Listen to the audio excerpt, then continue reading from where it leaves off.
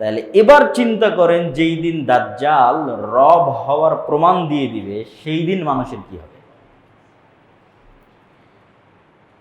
রব হওয়ার প্রমাণ ছাড়াই মানুষ বাতিল ইলাহের ইবাদত করতেছে। আর আল্লাহ পবিত্র কোরআনে চ্যালেঞ্জ করতে থাকলেন যে এদের প্রমাণ দিতে বলো এরা রব কিনা। রব যদি না হয় ইবাদত করিও না, ইবাদতের যোগ্য নয়। তাহলে এবার দাজ্জাল তো রব হওয়ার প্রমাণ দিয়ে দিবে। দাজ্জাল মৃতকে জীবিত করবে, আর আদেশে আসমান থেকে বৃষ্টি বর্ষণ হবে, জমিন থেকে ফসল উৎপাদন হবে, জান্নাত দেখাবে, জাহান্নাম দেখাবে, আপনার মৃত দাদা দাদিকে জীবিত অবস্থায় পেশ করে দিবে। তাহলে তখন মানুষের কি হবে? তখন কয়জন ঈমান নিয়ে বাঁচতে পারবে? এই জন্য দাজ্জালের ফিতনা পৃথিবীর সবচেয়ে বড় ভয়াবহ ফিতনা, যেই ফিতনায় পতিত হবে উম্মতে মুহাম্মাদি।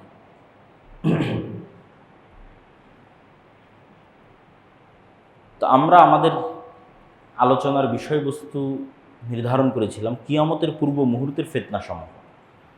তো রাসূলুল্লাহ সাল্লাল্লাহু আলাইহি ওয়াসাল্লাম কিয়ামতের পূর্ব মুহূর্তে সংঘটিত হতে পারে এরকম ফিতনা সম্পর্কে সংক্ষেপে যা বলেছেন, তার কিছু সারমর্ম আমরা আজকে আপনাদের সামনে তুলে ধরব। একটি হাদিসে রাসূল সাল্লাল্লাহু আলাইহি ওয়াসাল্লাম বলেন, উ'দুদ সিত্তাম বাইনি ওয়া বাইনা ইয়াদাই সাআহ, তোমরা 6টা জিনিস গণনা করে রাখো আমার এবং কিয়ামতের মধ্যে। তার মধ্যে 1 নাম্বার হচ্ছে মাউতি, আমার মৃত্যু। আগে অতীতে এক নবীর পর মানুষ আর এক নবীর অপেক্ষা করত, শেষ নবীর পর আর কোনো নবীর অপেক্ষা নাই। শেষ নবীর পর কিয়ামত হবে, একদিন পরেও হতে পারে, 1 বছর পরেও হতে পারে, 1000 1 লক্ষ বছর পরেও হতে পারে, কিন্তু বাক্য এটাই, শেষ নবীর পরেই কিয়ামত।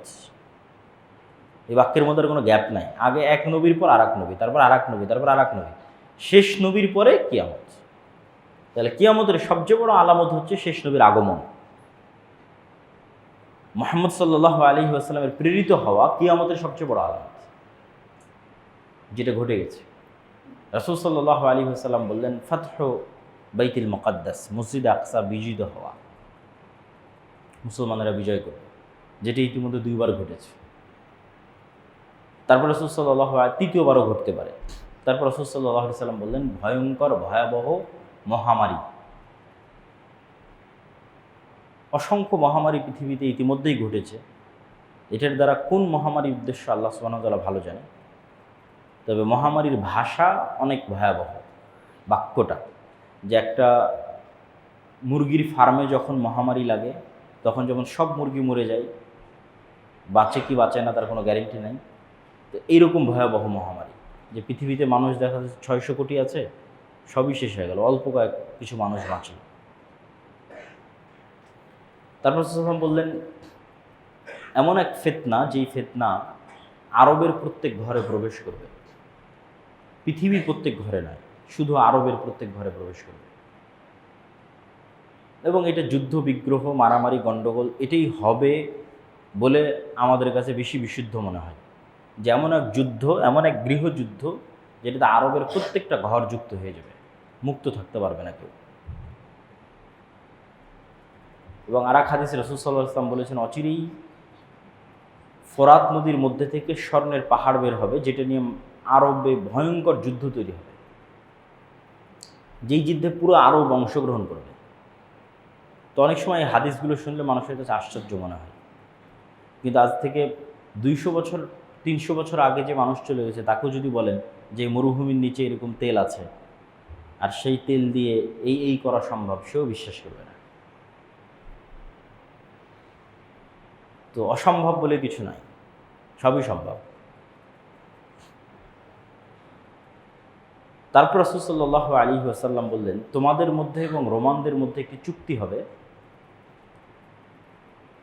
তোমাদের মধ্যে এবং রোমানদের মধ্যে একটি যুদ্ধ হবে, কিন্তু ওই যুদ্ধের পূর্বে রোমানদের সাথে মুসলমানদের চুক্তি হবে, এবং সেই চুক্তির ভিত্তিতে তারা তৃতীয় একটি পক্ষের বিরুদ্ধে যুদ্ধ করবে। ওই তৃতীয় পক্ষের বিরুদ্ধে যুদ্ধে মুসলমান এবং রোমানরা বিজয়ী হবে। তারপরে মুসলমান এবং রোমানরা আবার মুখোমুখি পরস্পরে যুদ্ধ করবে। রোমান বলতে খ্রিস্টান। তারা কারা? 500 বছর আগে যখন এই হাদিস মানুষ শুনেছে তখন সে একরকম চিন্তা করতে পারে, আর আজকে আমরা যখন এই হাদিস শুনছি তখন আমরা আর এক রকম চিন্তা করতে পারি।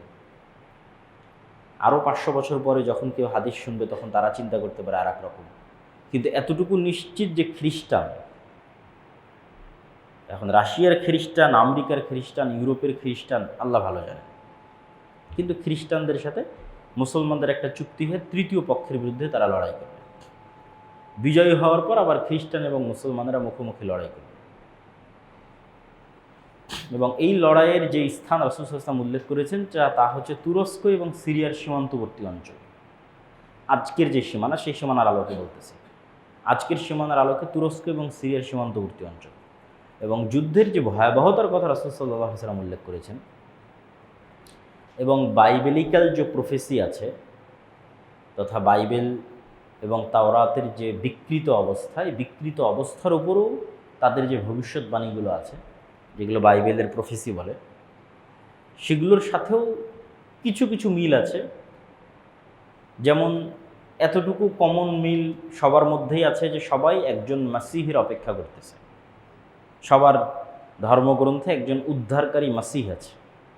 ইহুদিরাও একজন মাসিহের অপেক্ষমান, খ্রিস্টানেরাও একজন মাসিহের অপেক্ষমান, মুসলমানেরাও একজন মাসিহের অপেক্ষমান। মাসিহ শব্দের অর্থ হচ্ছে বিপদ থেকে উদ্ধারকারী। মাসিহাদ দাজ্জালও মাসিহ, ঈসা মাসিহও মাসিহ। কিন্তু মাসিহাদ দাজ্জাল হচ্ছে ধোঁকাবাজ, মিথ্যুক মাসিহ, প্রকৃত মাসিহ নয়। আর ঈসা মাসিহ হচ্ছে রিয়াল, সত্য, প্রকৃত মাসিহ। তো ইহুদিরা এখানেই গরমিল করে ফেলবে। তারা তাদের স্বভাবের শাস্তির কারণে, তাদের অতীতের পাপের কারণে তারা মিথ্যা মাসিহকেই মাসিহ বলে মেনে নেবে, বিপদ থেকে উদ্ধারকারী বলে মেনে নেবে। এবং আসলেই দাজ্জাল তাদেরকে বিপদ থেকে উদ্ধার করবে। আর খ্রিস্টানদের অধিকাংশ মুসলমান হয়ে যেতে পারে, এটার সম্ভাবনাই বেশি। তাদেরও কিছু কিছু দাজ্জালের অনুসারী হতে পারে, তবে বেশিরভাগ মুসলমান হয়ে যেতে পারে। তো মুসলমান এবং খ্রিস্টানদের মধ্যে থেকে হওয়া নতুন মুসলমানেরা সত্য মাসিহের অনুসারী হবে, যিনি হবেন ঈসা মাসিহ।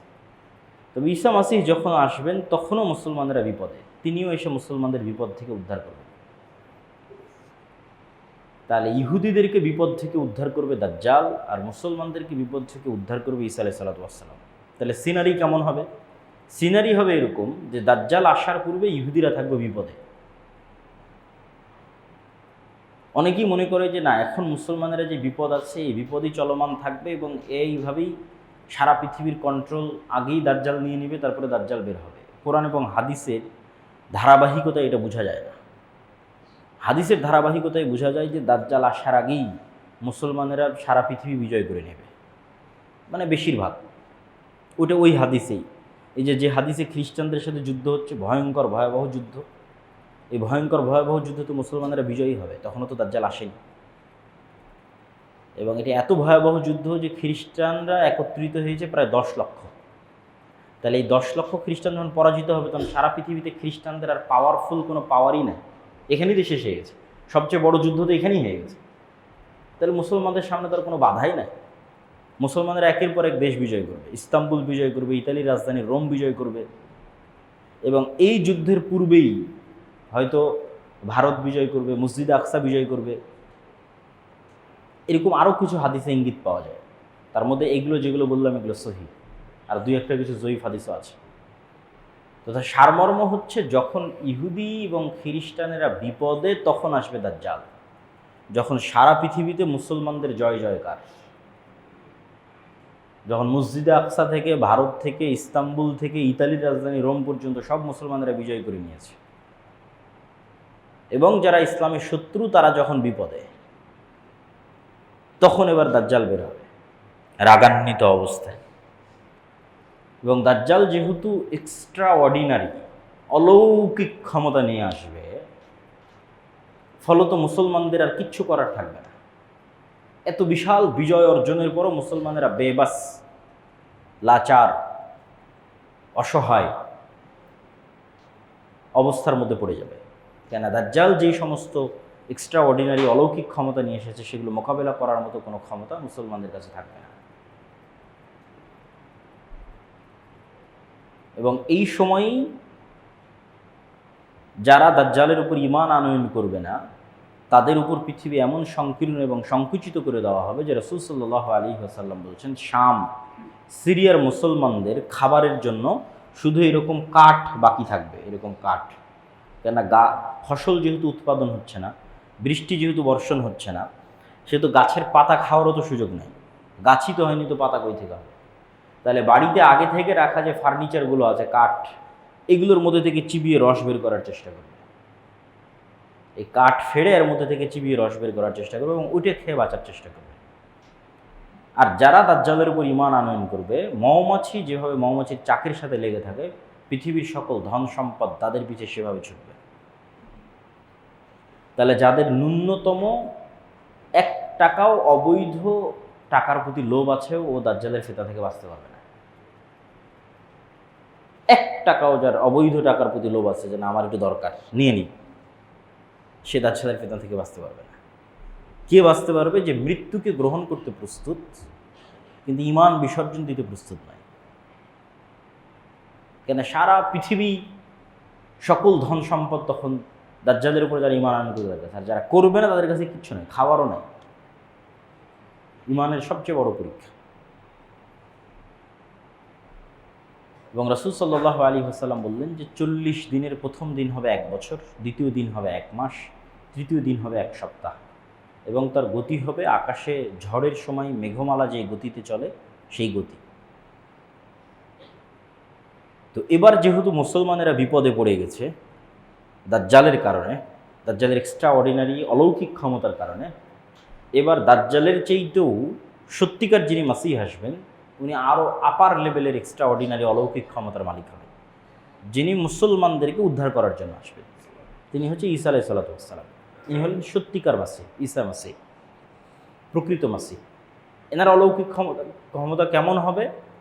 এনার নিঃশ্বাস যতদূর পর্যন্ত যাবে, ওই এরিয়ার মধ্যে যদি কোনো কাফের থাকে সে নিঃশ্বাসে মারা যাবে, অস্ত্র প্রয়োগে নয়, নিঃশ্বাসে মারা যাবে। এবং দাজ্জাল যদি তাকে দেখে তাহলে দৃষ্টিতে মৃত্যুবরণ করবে, অস্ত্র প্রয়োগের পূর্বেই। কিন্তু তারপরেও ঈসা আলাইহিস সালাম তাকে অস্ত্র দিয়েই হত্যা করবেন। তাহলে এই হলো সারমর্ম সিনারি, যে মুসলমানেরা বিজয় করবে, ইহুদি খ্রিস্টানরা বিপদে থাকবে, দাজ্জাল আসবে তাদেরকে উদ্ধার করবে, উদ্ধার করে এবার দাজ্জালের হাতে সারা পৃথিবীর কন্ট্রোল, মুসলমানেরা বিপদে। এবার ঈসা আলাইহিস সালাম আসবে, তিনি মুসলমানদের উদ্ধার করবেন, দাজ্জালকে হত্যা করবেন। এবং দাজ্জালের সাথে থাকা ইহুদিরা যখন বিভিন্ন গাছ এবং পাথরের আড়ালে আশ্রয় নেবে, তখন গাছ এবং পাথরও কথা বলবে যে এখানে ইহুদি লুকিয়ে আছে, আসো একে হত্যা করো। এভাবেই রাসূল সাল্লাল্লাহু আলাইহি ওয়াসাল্লাম হাদিসে বলেছেন। এবং এটা দাজ্জালের পরাজয়ের পরে তাদেরকে হত্যা করা হবে। এবং এই ফিতনার পরে, এটা পৃথিবীর সবচেয়ে বড় ফিতনা, দাজ্জালের ফিতনা, কিন্তু এই ফিতনার পরে আল্লাহ সুবহানাহু ওয়া তাআলা ঈসা আলাইহিস সালামকে বলবেন যে এখন যে ফিতনা আসবে ওটার সাথে তুমিও মোকাবেলা করতে পারবে না। দাজ্জালের ফিতনার সাথে তো মুমিন মুসলমানেরা মোকাবেলা করতে পারেনি, ঈসা আলাইহিস সালাম এসে মোকাবেলা করলেন। তো ঈসা আলাইহিস সালামকে আল্লাহ বলবেন এখন যে ফিতনা আসবে এটার সাথে তুমিও মোকাবেলা করতে পারবে না, সেটা হচ্ছে ইয়াজুজ মাজুজ। অতএব তুমি মুমিন মুসলমানদের নিয়ে তুর পাহাড়ে আশ্রয় নাও। এবং ইয়াজুজ মাজুজের বের হওয়ার কথা এরপরেই বিভিন্ন হাদিসে, সহিহ বুখারী এবং মুসলিমের হাদিসে বর্ণনা করা আছে। ইয়াজুজ মাজুজের সংখ্যাধিক্য সম্পর্কে রাসূল সাল্লাল্লাহু আলাইহি সাল্লাম বলেন, এটা সহিহ হাদিস, যে একদা রাসূল সাল্লাল্লাহু বললেন যে আদম সন্তানের প্রত্যেক 1000 জনে 999 জন জাহান্নামে যাবে আর একজন জান্নাতে যাবে।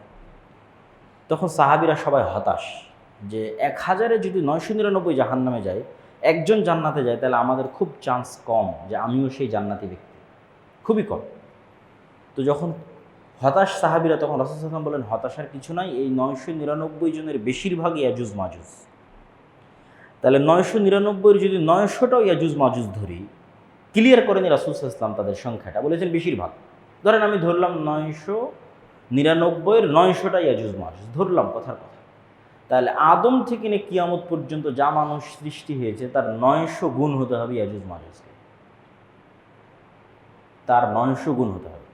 তাহলে 100, তার বিপরীতে 900।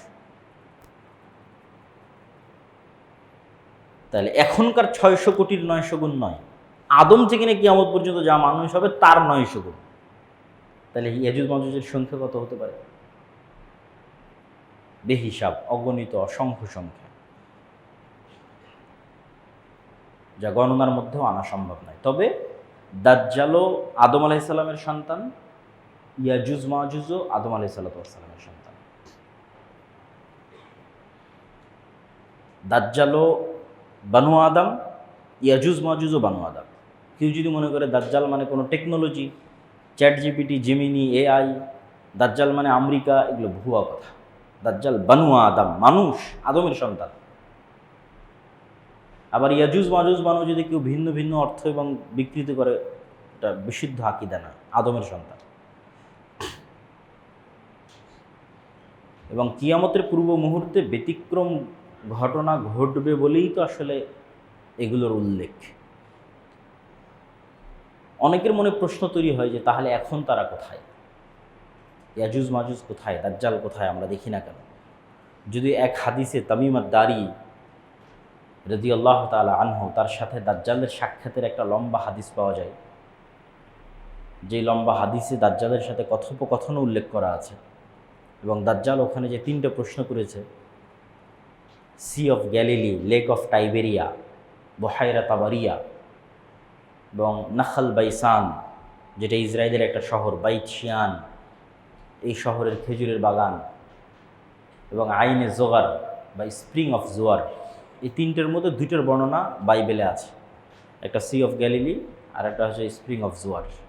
বাইবেলে কী হিসেবে আছে? তাদের পবিত্র হিসেবে আছে যে ঈসা আলাইহিস সালাম যত মোজেজা দেখাতেন সেগুলো সি অফ গ্যালিলির আশেপাশে দেখাতেন। এই জন্য ইউরোপ থেকে লক্ষ লক্ষ ভিজিটর এবং আমেরিকা থেকে এখানে আসে, দেখতে আসে। তো দাজ্জালের সাথে কথোপকথন এবং সাক্ষাতের বর্ণনা একটা হাদিসে, সহিহ হাদিস, সহিহ বুখারীর হাদিসে পাওয়া যায়। তখন প্রশ্ন হচ্ছে, আছে কোথায়? যদি সাক্ষাৎ সম্ভব হয়, পূর্ব থেকে সৃষ্টি থাকে, পূর্ব থেকে যে সৃষ্টি আছে ইয়াজুজ মাজুজ, তার প্রমাণ তো কোরআনেই আছে। যুলকারনাইনের 3টা ঐতিহাসিক সফর, যেগুলো সূরা কাহফে বর্ণনা করা আছে। এই জন্য কিয়ামতের দাজ্জালের ফিতনা থেকে বাঁচার ক্ষেত্রে সূরা কাহফের কথা এসেছে। কেননা সূরা কাহফে, কোরআনের সবচেয়ে ব্যতিক্রম ঘটনাগুলো সূরা কাহফে আছে। একটা হচ্ছে যুলকারনাইনের সফর, ব্যতিক্রম সফর, যেখানে একটা সফরে গিয়ে তিনি ইয়াজুজ মাজুজকে পেলেন এবং তাদেরকে আটকে দিলেন, আড় তৈরি করে দিলেন, পৃথিবীর মানুষকে ডিস্টার্ব দিতে পারবে না। আর একটা আসহাবে কাহফের ঘটনা, সময়ের আপেক্ষিকতা, 309 বছর, পৃথিবী থেকে বিচ্ছিন্নতা, ঈমান রক্ষার জন্য গুহায় আশ্রয়। আর আরেকটা হচ্ছে খিজির এবং মুসা আলাইহিস সালামের ঘটনা। এটা তো আরও আশ্চর্য, কেন পৃথিবীর ফিজিক্স সেখানে কাজ করেনি। যেখানে খিজির আলাইহিস সালাম একটা শিশুকে হত্যা করে বলতেছেন যে এই শিশু বড় হলে তার বাপ মাকে হত্যা করবে।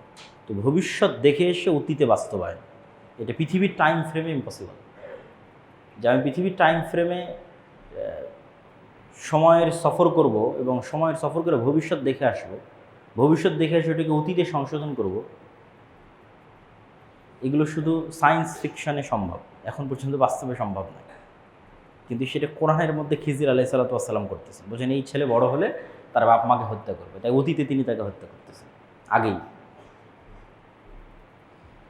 তো খিজির আলাইহিস সালামের সাথে সাক্ষাতের ঘটনা এবং তাকে খুঁজে বের করার ঘটনা এবং তার আড়াল হয়ে যাওয়ার ঘটনা পুরোটাই রহস্যময়।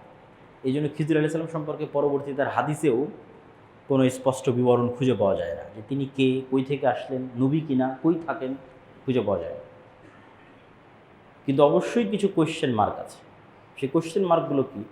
স্বাভাবিক পৃথিবীর কেউ হলে আল্লাহ সুবহানাহু ওয়া তাআলা বলতেন অমুক গ্রামে যাও, অমুক শহরে যাও, আমার একটা বান্দা আছে, খুঁজে পাবা, মানুষজন তাকে চিনে।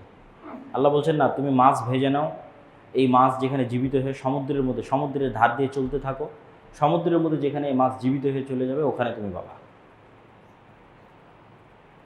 তারপরে মুসা আলাইহিস সালাম ভুলে গেলেন, ইউশা বিন নুন ভুলে গেলেন, পরে মনে পড়লো আরে মাছ তো নাই, মাছ তো বের হয়ে গেছে।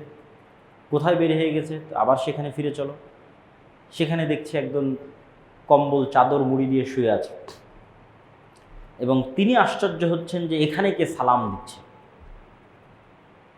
আশ্চর্য হচ্ছে যে জান্নাতের সালাম এখানে কে দেয়। তো কে? তুমি? মুসা, নবী মুসা। তো বলে যে নবী মুসা। তারপরে তো লম্বা ঘটনা। তো এই জিনিসগুলো থেকে একটা কোশ্চেন মার্ক আসে। সেটাই যে নিশ্চিত তা বলা সম্ভব নয়, কিন্তু এতটুকু বলা যায় যে আল্লাহ সুবহানাহু ওয়া তাআলা সকল কিছুর উপর ক্ষমতাবান। মানুষের জ্ঞানের এবং দৃষ্টির সীমাবদ্ধতা অনেক বেশি, যেটা আমরা ভিন্ন প্রাণীর সাথে যদি আমাদেরকে তুলনা করি তাহলে আমরা বুঝতে পারব যে এই ঘরের মধ্যে যদি একটা পাখি ছেড়ে দিই তাহলে জানালা সে খুঁজে পাবে না, কাঁচের সাথে বাড়ি খেতে থাকবে। তাহলে পাখির দৃষ্টির সীমা আর আমার দৃষ্টির সীমার মধ্যে আসমান জমিন পার্থক্য, অথচ একই পৃথিবীতে বসবাস করতেছি। আবার আমি আপনাকে যেভাবে দেখতেছি, কুকুর কিন্তু আমাকে সেভাবে দেখে না। আবার সাপ কিন্তু আমাদেরকে সেভাবে দেখে না। তার চিনার, তার শ্রবণ, তার দৃষ্টি ভিন্ন। পিঁপড়ার যে গন্ধ সংগ্রহের যে ক্ষমতা সেটা ভিন্ন। তো প্রত্যেকটা সৃষ্টিজীবের সাথে আর এক সৃষ্টিজীবের আসমান জমিন পার্থক্য। ফলত এক একজন এক এক ডাইমেনশনে থাকে, তারা আর একজন সম্পর্কে পরিপূর্ণ নলেজ অর্জন করতে পারে, এটা সম্ভব নয় যদিও একই পৃথিবীতে বসবাস করে। ঠিক ওই ধরনের কারণেই পৃথিবী এখানে ফেরেশতারাও আছে, কিন্তু আমরা দেখতে পাচ্ছি না। এটাই তো ঈমান। এখানে জিনেরাও থাকতে পারে, কিন্তু আমরা তাদের দেখতে পাচ্ছি না। কোরআন এবং হাদিসে তো এভাবেই বলা আছে। মানুষ এলিয়ন খুঁজতেছে, তো মানুষ বাদে আর এক সৃষ্টিজীবের কথা পৃথিবীতে আছে, বলাই তো আছে। বুদ্ধিমান সৃষ্টিজীব, একটা ফেরেশতা, একটা জীব। কোরআন এবং হাদিসেই বলা আছে। তাহলে ওইভাবেও যে আল্লাহ সুবহানাহু ওয়া তাআলা দাজ্জাল এবং ইয়াজুজ মাজুজকে রাখতে পারবেন না, এটা অসম্ভব নয়। দ্বিতীয়ত, আল্লাহ সুবহানাহু ওয়া তাআলা যেমন 7 আসমান সৃষ্টি করেছেন, ঠিক তেমনি 7 জমিনও সৃষ্টি করেছেন। এবং 7 আসমান সৃষ্টিতে আল্লাহর যার সময় লেগেছে, 7 জমিন সৃষ্টিতে আল্লাহর তাই সময় লেগেছে। এবং কোরআনে আল্লাহ সুবহানাহু ওয়া তাআলা বলছেন যে প্রত্যেকটাতেই আল্লাহর আদেশ অবতীর্ণ হয়। ইয়াতানাজ্জালুল আমরু বাইনাহুন্না, প্রত্যেক আসমান এবং প্রত্যেক জমিনে আল্লাহর ওহী যায়, আল্লাহর আদেশ যায়। ফলত দাজ্জাল এবং ইয়াজুজ মাজুজকে যদি আল্লাহ সুবহানাহু ওয়া তাআলা অন্য জমিনে রেখে থাকেন, এটাও সম্পূর্ণরূপে নাকচ করা সম্ভব নয়, কিন্তু নিশ্চিত এটাও বলা সম্ভব নয়। কিন্তু কিয়ামতের পূর্ব মুহূর্তের ঘটনাগুলো যে অনেক ব্যতিক্রম, এটা বোঝা যায়। যে একদিন 1 বছরের সমান, এটা আল্লাহ চাইলে এমনিই করতে পারে। এখনও যদি আল্লাহ সূর্যকে আদেশ দেয় স্থির হওয়ার জন্য, তো একদিন 1 বছরের সমান হয়ে যেতে পারে। কিন্তু সাধারণত আল্লাহ সুবহানাহু ওয়া তাআলা এভাবে করেন না, সাধারণত করেন না। বরং যেটাই ঘটে ঘটনার ধারাবাহিকতায় ঘটে। তো যদি ঘটনার ধারাবাহিকতাতে ঘটতে হয়, তাহলে পৃথিবীতে এমন ভয়ঙ্কর পরিবর্তন লাগবে, যেই পরিবর্তনের ধাক্কা স্বাভাবিক হতে অটোমেটিকই সূর্য এবং পৃথিবীতে একদিন হবে 1 বছর, এবং একদিন হবে, পরের দিন হবে 1 মাস, তারপরের দিন হবে 1 সপ্তাহ। ওই যে ভয়ঙ্কর ঘটনা ঘটেছে, ওইটার ধাক্কা স্বাভাবিক হতে এই ঘটনা ঘটতে হচ্ছে, যে একদিন 1 বছর, একদিন 1 মাস, একদিন 1 সপ্তাহ, তারপরের দিনগুলো আবার পৃথিবীর স্বাভাবিক দিন। সুতরাং কিয়ামতের পূর্ব মুহূর্তের ঘটনাগুলোকে শুধু স্বাভাবিক দৃষ্টিকোণ থেকে দেখলে হবে না, এটা সম্পূর্ণ ব্যতিক্রম এবং ভিন্ন। দাজ্জালের ফিতনা পৃথিবীর সবচেয়ে ভয়ঙ্কর এবং ভয়াবহ ফিতনা এবং সবচেয়ে ব্যতিক্রম ফিতনা, ভিন্ন ফিতনা। আর ইয়াজুজ মাজুজেরটা আরও ব্যতিক্রম, আরও ভয়াবহ। এই ফিতনাগুলো থেকে আমরা বাঁচব কীভাবে? এই ফিতনাগুলো থেকে বাঁচার থেকে আমাদের শিক্ষা যেটা, যে আমরা 2টা বাক্য দিয়ে শুরু করেছিলাম, তাওহীদ এবং পরকাল, ইসলামের সারমর্ম। এই দুইটাতে যার বিশ্বাস যত মজবুত, সে পৃথিবীর সকল ফিতনা থেকে তত বেশি সেফ থাকবে। তাওহীদে যার বিশ্বাস যত মজবুত, পুনরায় জীবিত হবে, এইটাতে যার বিশ্বাস যত মজবুত, যে পুনরায় জীবিত হলে আল্লাহ সুবহানাহু ওয়া তাআলা আমাকে জান্নাতে দিবেন। তো আসহাবুল উখদুদ ওয়াস-সামা'i যাতিল বুরুজ ওয়াল ইয়াউমিল মাউউদ ওয়া শাহিদুন ওয়া মাশহুদ কুতিলা আসহাবুল উখদুদ। আসহাবুল উখদুদকে বলা হচ্ছে সামনে আগুন, হয় ঈমান না হয় আগুনে ঢুকে পড়ো। তো আসহাবুল উখদুদ আগুনে ঢুকে পড়তেছে, এটা কেমনে সম্ভব? তাওহীদের প্রতি অগাধ আস্থা, এবং আমি যে আগুনে ঢুকতেছি আগুন তো জান্নাত, কেন মৃত্যুবরণ করলেই তো আমি জান্নাতে চলে যাব। তাহলে মৃত্যুর ভয় না মৃত্যু জান্নাতে যাওয়ার ওসিলা, কোনটা তার ব্রেনে কাজ করতেছে? মৃত্যু তো জান্নাতে যাওয়ার ওসিলা, মৃত্যুর ভয় নয়। মানে এখন যে মারা যাচ্ছে এটার ভয় না, মারা তো যাওয়াই লাগবে। তাহলে আমার এই মৃত্যুটা হচ্ছে জান্নাতে যাওয়ার ওসিলা, মরলেই জান্নাতে চলে যাবে। তাহলে ওই যে পরকালের প্রতি অগাধ আস্থা, তাহলে ওই আগুনের মধ্যে সে জান্নাত দেখতে পাচ্ছে, ফলত তার জন্য ওই আগুনে ঢোকা সহজ। এই ধরনের ঈমান ছাড়া পৃথিবীর কোনো ফিতনা থেকে বাঁচা সম্ভব না। আমরা তো এখনও অসংখ্য ফিতনার মধ্যে আছি। তাওহীদ, আল্লাহর অস্তিত্ব এবং আল্লাহর শক্তি এবং ক্ষমতার উপর অগাধ আস্থা, এবং আল্লাহ আমাদের পুনরায় সৃষ্টি করার ক্ষমতা রাখেন, বিচার করবেন এবং বিচারের পরে আমাদেরকে জান্নাত অথবা জাহান্নামে দিবেন, এটার উপর অগাধ বিশ্বাস। এবং এই জিনিসগুলোরই শিক্ষা সূরা কাহফের মধ্যে যে ঘটনাগুলো আছে সেগুলোর মধ্যে আছে। যেমন আসহাবে কাহফ পৃথিবী থেকে সম্পূর্ণরূপে বিচ্ছিন্ন হয়ে গেছে তাদের তাওহীদকে রক্ষা করার জন্য। তো এই জন্য আমাদের তাওহীদের প্রতি বিশ্বাস এবং পরকালের প্রতি বিশ্বাসের মাত্রা বাড়াতে হবে, ঈমানকে মজবুত করতে হবে। আমার ছোট্ট একটা বই আল্লাহর পথে যাত্রা, এই বইটা লেখার পিছনে উদ্দেশ্য এটাই যে মানুষের ঈমানকে কিভাবে, যে 6টা ঈমান ইসলামের বেসিক মৌলিক ঈমান, এই 6টার প্রতি মানুষের বিশ্বাসকে কিভাবে মজবুত করা যায়, যেন মানুষ দেখতে পাচ্ছে, যেন মানুষ আল্লাহকে, ফেরেশতাকে, পরকালকে, জান্নাত এবং জাহান্নামকে দেখতে পাচ্ছে। এই ধরনের ঈমান ছাড়া আমাদের মুক্তির কোনো রাস্তা নাই। আল্লাহ সুবহানাহু ওয়া তাআলা আমাদের দাজ্জালের ফিতনা থেকে বেঁচে থাকার তৌফিক দান করুক, আল্লাহুম্মা আমিন। এখানে আর একটা ছোট্ট দিক নির্দেশনা, সেটা হচ্ছে পুরো ঘটনা থেকে শুধু এই জিনিসগুলো নিয়ে পড়ে থাকা, এগুলোই অ্যানালাইসিস করতে থাকা, কখন ইমাম মাহদী আসবে, কোথায় থেকে আসবে, এটা কিন্তু কাজ নয়। কেননা আপনার মৃত্যুই আপনার কিয়ামত। যত মানুষ পৃথিবী থেকে বিদায় নিয়েছে তাদের কিয়ামত হয়ে গেছে। কিয়ামত মানে কি? কিয়ামত মানে হচ্ছে পরকালে যেগুলো ঘটবে সেগুলো দেখতে পাওয়া। তো আপনি মৃত্যুবরণ করলেই তো ফেরেশতাকে দেখতে পাবেন, জান্নাত দেখতে পাবেন, জাহান্নাম দেখতে পাবেন, তাহলে তো আপনার কিয়ামত হয়েই গেছে। তাহলে যত মানুষ মৃত্যুবরণ করেছে তারা তো ভিন্ন জগতে চলেই গেছে। তাহলে কবে ইমাম মাহদী আসবে, কবে দাজ্জাল আসবে, ওইটা অ্যানালাইসিস করা বেশি আগে, না আপনার মৃত্যুর প্রস্তুতি নেওয়া বেশি আগে? না আপনার মৃত্যু তো আপনার কিয়ামত, এটা বেশি আগে। ঠিক আরও একটা বিষয় কি, হতাশা, যে না ইমাম মাহদী আসলেই সব হবে, ঈসা আলাইহিস সালাম আসলেই সব হবে। কিন্তু আমি কিন্তু আপনাকে দেখিয়ে দিলাম তার আগেই সব হবে। মানে আমার এবং আপনার মতো যুবকেরাই, আমার এবং আপনার মতো মুসলমানেরাই বিশ্ব বিজয় করে ফেলবে, কোনো নতুন নবী ছাড়া, কোনো নতুন কোরআন ছাড়া। এই দুটো পয়েন্ট মনে রাখবেন, কোনো নতুন নবী ছাড়াই, কোনো নতুন কোরআন ছাড়াই। যেই কোরআন 1400 বছর আগে এসেছে ওই কোরআন পড়েই, আর যে নবী 1400 বছর এসেছেন ওই নবীর আদর্শ মেনেই আমার এবং আপনার মতো মুসলমানেরা ঈসা আলাইহিস সালাম আসার আগেই পৃথিবী বিজয় করে ফেলবে। তাহলে তো আপনার অনেক কিছু করার আছে, অনেক কিছু শিকার আছে, জানার আছে। ইমাম মাহদীর ঈসা ইসলাম আসলে কোরআনও আসবে না নতুন করে উনি নবুয়তেরও দাবি করবেন না, নতুন করে কোনো হাদিসও আসবে না। যা থাকার, যা ঘটার তা ঘটেই গেছে, তা আমার এবং আপনার কাছে আছে। সুতরাং এটা নিয়ে কাজ করা, চর্চা করা, দাওয়াত দেওয়া, দিনকে ছড়িয়ে দেওয়া এবং নিজের মৃত্যুর প্রস্তুতি নেওয়া, এবং আল্লাহ সুবহানাহু ওয়া তাআলার কাছে কিয়ামতের পূর্ব মুহূর্তের ফিতনাগুলো থেকে বাঁচতে চাও। আল্লাহ সুবহানাহু ওয়া তাআলা আমাদের হেফাজত করুক, আল্লাহুম্মা আমিন। আলহামদুলিল্লাহি ওয়াহদাহু ওয়াসসালাতু ওয়াসসালামু আলা মান লা নাবিয়্যা বা'দাহু। ইয়া আইয়ুহা